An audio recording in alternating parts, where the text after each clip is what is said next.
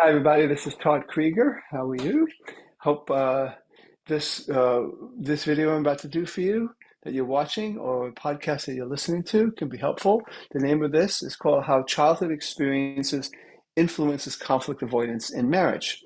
Conflict avoidance is a real big problem. When couples come to see me, the symptoms such as low sexual desire, um, uh, kind of a dead-end relationship, infidelity, even.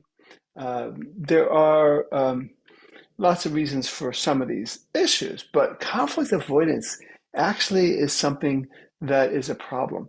People avoid conflict and they don't have the difficult conversations that they need to have. And when they don't, it leads to disconnect in couples, which leads to different symptoms. So why do we have conflict avoidance? Well, one of the things I could tell you is that many of us haven't had good role models to show us how to. How many of us have seen a couple where, let's say, the wife says, "I'm really angry at you," and the husband uh, leans over in his chair and says, "All right, I'm all ears, honey. Tell me what's going on. Why are you angry?" And to stay present and stay connected. We haven't, as children, seen parents that could have conflict and have negative feelings towards each other and be able to come to some healthy, successful resolution where they're better off from it, that it was a rewarding dialogue. We've often seen very unrewarding dialogues. So either we've seen relationships with our parents, grandparents, where they fight a lot, they bicker, or they just totally avoid themselves. So that's one area where we learn how to do conflict avoidance because the couples that we see grew up, they did too. The other aspect of that childhood experience might influence conflict avoidance is just how a family deals with feelings in general. If a person has come from a family where feelings are really not dealt with, let's say, or everything has to be good, there's an overemphasis on achievement. I'm not saying achievement is bad, but if it's an overemphasis on achievement and not enough on connecting, those kinds of families, oftentimes a person will grow up avoiding conflict. There are also people where childhood experiences have led to rejection or abandonment or judgment. And so that person also might grow up as an adult in an intimate relationship, learn to avoid conflict. If you grew up in a family where your inner world was invisible, like people didn't ask about it, or when you tried to share it, it got shut down, or you got punished for it, that oftentimes you'll also get into an intimate relationship when you're older and avoid conflict because uh, you would be invisible, basically. You know, your wants and needs become invisible. And so what happens when your wants and needs become invisible and there's conflict avoidance, what happens is you also end up being resentful. And resentment can lead to a whole lot of problems. So that's some of the ways past experiences and upbringings can contribute to conflict avoidance behavior. Definitely, probably the biggest of all those is you may be learning that it wasn't safe to just be a force to be reckoned with, you know, that to be visible. And so people can overadapt. And so when the couples come to see me with conflict avoidance, they're both adapting, they're both maybe walking on eggshells, or maybe one of the two are, the other might not be. But we want both people to be conflict facers, not conflict avoiders. Not that we want to go around creating conflict, but that it is inevitable that there's going to be conflict because what makes a relationship really become robust is when there's two people that create this we, but there's also each person has their own I, their own individual thoughts and feelings and wants, and they're different from each other. I surely didn't marry my clone, and most people don't end up in a committed relationship with someone that's much like them in some ways, and maybe in some ways, yes. Maybe there's just similar values, but there's oftentimes differences. We need to be able to honor our individuality, and in order to do that, we need to be willing to have conflict even evoke conflict, because in the end, everything, relationships work when you can express yourself, when both people can express themselves, both people could be visible. So you want to be able to recognize these issues first, right? I'm going to give you a few suggestions what to do, but first you want to be aware of it. How you become aware of it is listen to your body, pay attention. Am I honoring it? Am I sharing what I want? Am I being overly agreeable? Am I walking on eggshells?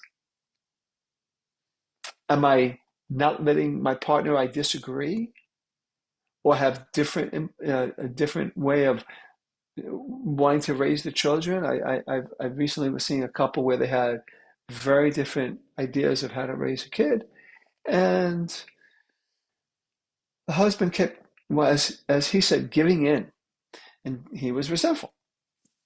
He was avoiding conflict, but he was resentful. And how did that resentment come up?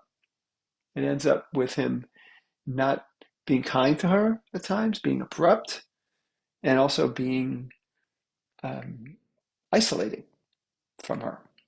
So what we're working is for him to be a solid partner in this relationship and evoke conflict, because he needs to be heard. She needs to be heard. They both need to be hearing each other. So a good thing that I did with him, and I do with a lot of people, is I asked them to ask themselves, what what am I avoiding? That's a very important question, because oftentimes it's so unconscious, because our unconscious agenda is to have harmony, harmony, harmony. Harmony is great, but at the expense of your individuality. So when you ask, what am I avoiding? What am I afraid to share? What am I afraid to let be known by my partner? Is there something I need to confront that I'm not?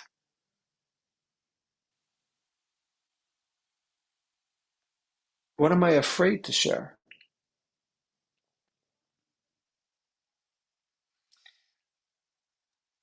Then you have what I would call as a higher level harmony.